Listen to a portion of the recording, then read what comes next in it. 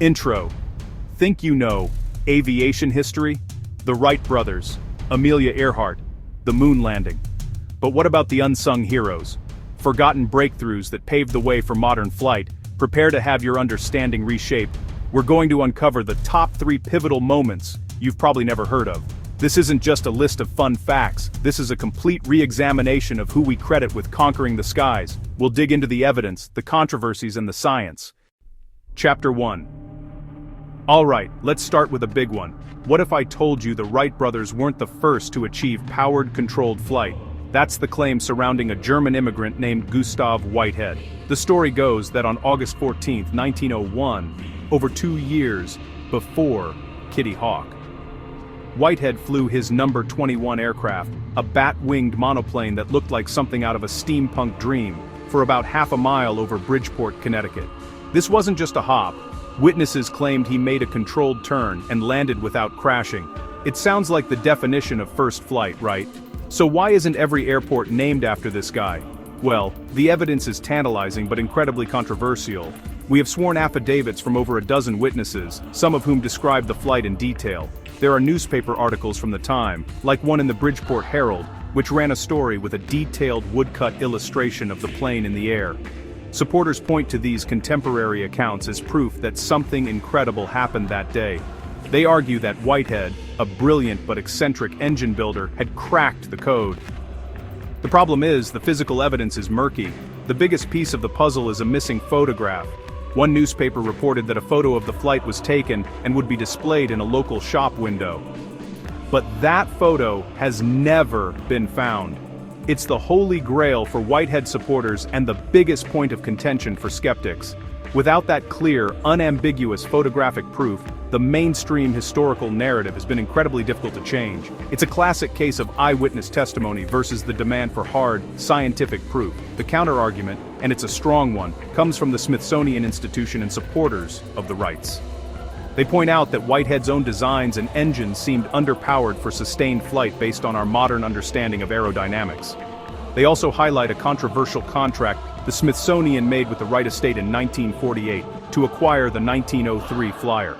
This contract stipulated that the Smithsonian must always recognize the Wrights plane as the first true airplane, or they would lose the right to display it. It's a political bombshell that has fueled conspiracy theories for decades. So, where does that leave us? Whitehead's supporters, including Jane's All the World's Aircraft, have posthumously credited him with the first flight. They argue that his lack of self-promotion, his immigrant status, the powerful lobbying of the Wright brothers conspired to erase him from the history books. He was a hands-on builder, not a savvy publicist. He was more interested in building the next engine than in documenting his own legacy, which might have been his ultimate downfall. Let's imagine for a second that Whitehead was recognized. How would things have been different? Aviation might have developed with a focus on monoplanes instead of the biplanes the Wrights favored. His lightweight engine designs could have accelerated engine technology by years. But perhaps the biggest change would be the philosophy of invention itself. Whitehead was an open-source kind of guy, constantly sharing his ideas. The Wrights were notoriously secretive, protecting their patents fiercely. A Whitehead-led aviation boom might have been more collaborative, more chaotic, and maybe even faster. Ultimately, the story of Gustav Whitehead is a powerful lesson in the importance of documentation. You can have the biggest breakthrough in the world, but if you can't prove it conclusively, you risk becoming a footnote, or in this case, a ghost in the machine of aviation history. It's a battle of grainy newspaper clippings and sworn statements against the iconic, undeniable photograph from Kitty Hawk, and so far, the photograph is winning. Chapter 2.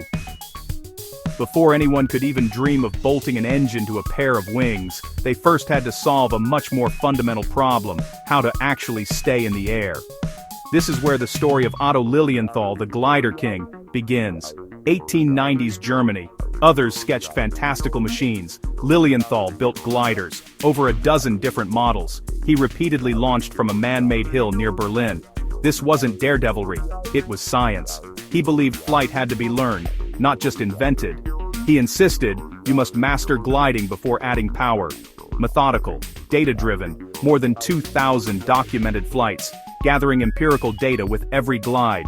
He recorded how different wing shapes affected performance. He recorded how cambers affected performance. He recorded how control surfaces affected performance. He was the world's first test pilot. His body was the instrument, rudimentary but effective control. He shifted his body weight. To turn left, he'd swing his legs left.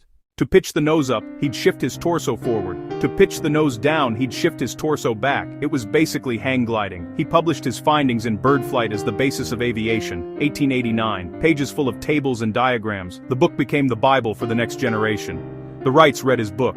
They analyzed his data. Of all the men who attacked the flying problem, they found some of his calculations were slightly off. That pushed them to build a wind tunnel for better data. So why isn't Lilienthal a household name like the Wrights? His story ends in tragedy. August 9, 1896, a sudden gust stalled his glider. He couldn't shift weight fast enough to recover. The glider plunged about 50 feet. He broke his spine. Last words reportedly, "Sacrifices must be made."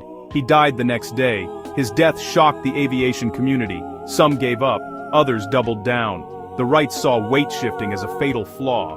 It was too slow for unexpected gusts. They developed wing warping instead. Wing warping twisted the wings to control roll. It's the ancestor of modern ailerons. Without Lilienthal, the timeline is different. His thousands of glides proved heavier than air flight was possible. He showed control was the key problem. He provided data, inspiration, and a painful lesson. He didn't power the first flight, but he laid the runway. He learned to fly so others could soar.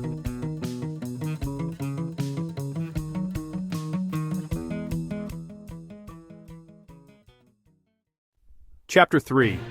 Our final story takes us to the 1910 Paris Air Show, an airplane that looked decades ahead of its time. It had no propeller. Instead, it featured a strange barrel-shaped device in the nose. This was the Coanda 1910, designed by a young Romanian inventor named Henri Coanda. Decades later, Coanda would claim that this machine was the world's first jet-powered aircraft, claiming he accidentally flew it months before the air show, and that it ended in a crash. If true, this predates the official first jet flight by nearly 30 years. Let's break down the machine itself.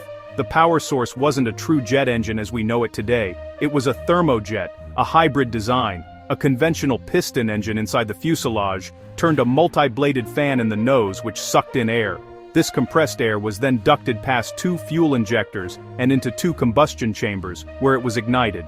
The resulting hot, expanding gases were then blasted out the back, creating thrust. It was a motor jet, an early and fascinating stepping stone towards the turbojets developed in the late 1930s. The controversy here is twofold. Did it ever actually fly? And did the engine even work as described?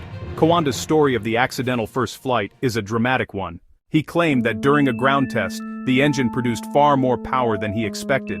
The plane shot forward, lifted into the air, and he struggled to control it. Flames shot out from the engine, scorching the fuselage, and he crashed, getting thrown clear just before the plane was consumed by fire.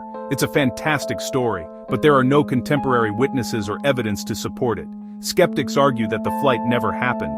They point to the fact that Coanda, an otherwise meticulous engineer, never tried to rebuild the plane or patent the thermojet design. Historians like Charles Gibbs Smith have called the story a fabrication made up decades later. They suggest the engine was just a ducted fan, with the combustion part being either non-functional or a later embellishment to the story. The plane was displayed at the air show, but there's no record of it ever attempting to fly there. But here's where the story gets really interesting, regardless of whether it flew. During those alleged ground tests, Coanda noticed something bizarre. The flames and hot gases coming out of the engine didn't just shoot straight back, they seemed to hug the curved surface of the fuselage. The fluid, in this case, hot gas, was sticking to a nearby surface. He had accidentally discovered a fundamental principle of fluid dynamics. This phenomenon is now known as the Coanda effect. The Coanda effect is a huge deal. It's used to create high-lift devices on aircraft wings, like blown flaps, which allow planes to take off and land at much slower speeds by directing engine exhaust over the top of the wing to stick the airflow down. The NOTAR, no-tail rotor, system on some helicopters uses the Coanda effect to provide anti-torque control. So, while Henri Coanda's claim to being the father of the jet is highly disputed, his role as a scientific pioneer is undeniable. Whether his 1910 plane was a failed jet or just a ducted fan, his observation of its behavior led to a discovery that has had a far greater impact on aviation than a single flight ever could have. He might not have invented the first jet, but he discovered a piece of physics that makes modern jets and countless other technologies work better. He's a perfect example of how sometimes the failed experiments can lead to the most important breakthroughs. Outro. So there you have it. A potential first flight 2 years before the rights, a glider pilot who literally gave his life to provide the data for powered flight, and an inventor whose failed jet led to a discovery we use every single day. These stories show that the history of aviation isn't a straight line from Kitty Hawk to the moon. It's a messy, interconnected web of brilliant minds, forgotten experiments, tragic accidents, and incredible what-if moments. The official narrative is often just the cleanest story, not necessarily the whole story. Gustav Whitehead teaches us that a breakthrough without proof is just a rumor. Otto Lilienthal proves that progress is built on the methodical work and sacrifices of those who come before. And Henry Coanda shows that even in our failures, we can discover something world-changing if we're paying attention. These aren't just footnotes, they are fundamental chapters in the story of how humanity learned to fly, and they deserve to be remembered right alongside the household names we all know. So, the next time you look up at a plane carving a path through the sky, think of these pioneers. Think of the bat-winged monoplane over Connecticut, the graceful gliders over Germany, and the strange, propellerless machine in Paris. If this surprised you, hit like, subscribe, and tell us which forgotten milestone blew your mind. Want a deep dive on any of these? Maybe a full build of Lilienthal's glider or a test of the Coanda effect? Comment below.